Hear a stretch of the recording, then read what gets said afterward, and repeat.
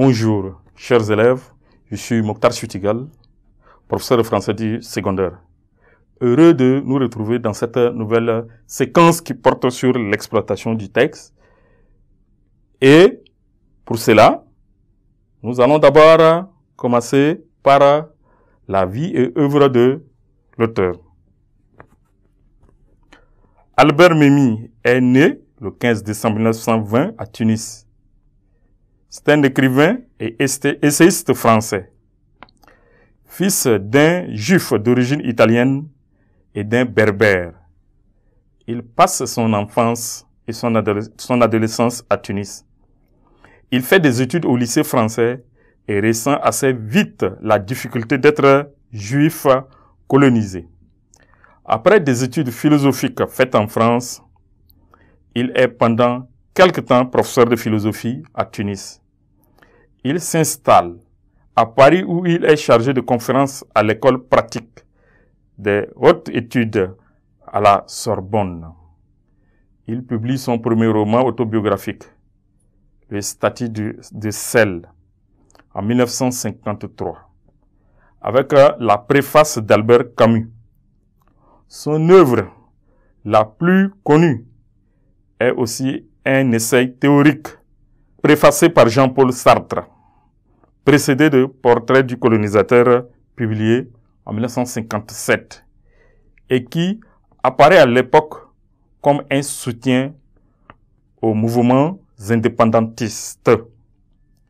Cette œuvre montre comment la relation entre le colonisateur et le colonisé, les conditions de l'un et de l'autre. Il est aussi connu pour l'anthologie des littératures maghrébine, publiée en 1965, c'est-à-dire tome 1, et 1969, tome 2. Il apparaît dans l'émission italique à l'occasion du 10e anniversaire de l'indépendance de l'Algérie. Il est membre du comité de parrainage de coordination française pour la décennie de la culture de la paix et de la non-violence. Il fait également partie du comité de parrainage de l'association La Paix Maintenant. Il est membre du comité d'honneur de l'association de droit de mourir dans la dignité.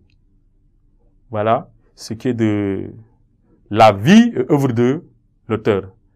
Et en faisant le parcours, on se rend compte tout de suite qu'Albert Memmi est un militant de droits de l'homme. Parce que il a écrit pour inciter les colonisés eux-mêmes à comprendre ce qui se passe tout autour d'eux. Parce que selon Albert Camus, on dirait que les colonisés sont insensibles. Et l'objectif de cet écrit, de ces différents écrits, c'est pour soutenir la guerre d'indépendance, des indépendances un peu partout. Et vers la fin, je vous ai parlé de différentes associations auxquelles il fait partie. C'est tous des associations qui militent pour le droit de l'homme. C'est tous des associations qui militent pour la défense des valeurs de l'humanité.